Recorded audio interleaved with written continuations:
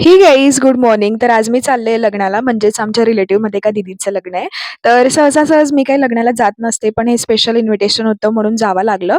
मग जेवणाचा काही भरोसा नाही बाबा, सेफर साईडमध्ये आपला थोडासा नाश्ता केलेलं बरं, नाही का? तर मग मी ब्रेकफास्टमध्ये दूध घेतलेलं आणि नंतर मग सुरू केलं मेकअप करायला. एवढं मी काही केलं नव्हतं, फक्त फाउंडेशन वगैरे लावलेलं बस. आणि वेळही इतका झाला होता घाईघाईत. पहिले तर मला असं वाटलं की लग्न इव्हनिंगचं आहे, बट मम्मीने नंतर मला सकाळी सांगितलं की लग्न आफ्टरनूनमध्ये आहे. आणि संडे असल्यामुळे मी माझे सगळे कामं आरामात करत होती. मला काही आयडियाच नव्हता.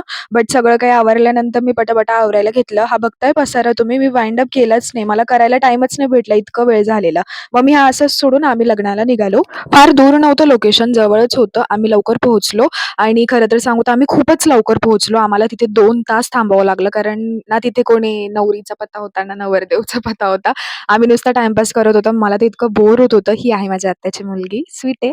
आणि मला इतकं कसं तरी होत होतं, फ्रस्ट्रेट होत होती मी, कारण इतक्या लवकर आलेलो म्हणजे काहीच नाही. तर मग आम्ही गप्पा मारत होतो. मी माझ्या आत्याच्या मुलीसोबत गप्पा मारत होती.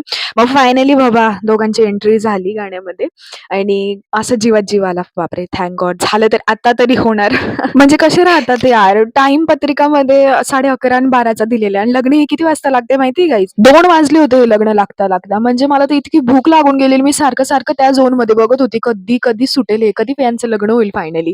तर मग कसंबसं झालं बाबा त्यांचं लग्न.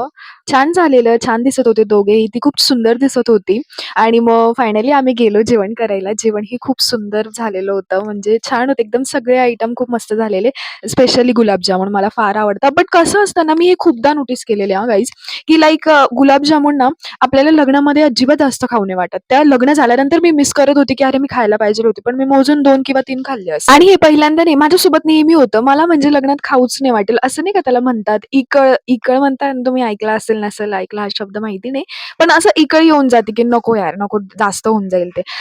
झालं मग लग्न-बिग्न, मग आम्ही घरी यायला निघालो आणि मग मी आवरत होती, सगळा मेकअप वगैरे रिमूव्ह केला आणि मस्त नंतर झोपून घेतलेलं. Thank for watching. भेटूयात उद्याच्या ब्लॉगला. Bye, bye.